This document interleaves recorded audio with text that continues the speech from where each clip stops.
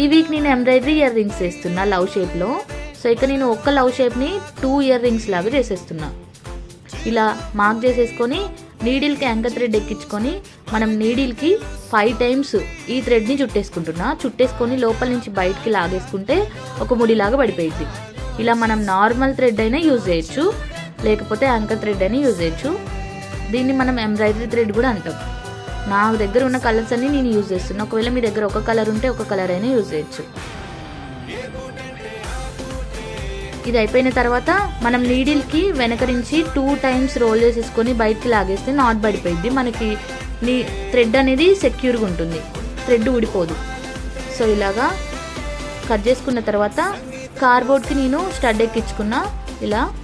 తర్వాత ఈ క్లాత్ని గమ్ పెట్టేసుకొని అంటించేసుకున్నా.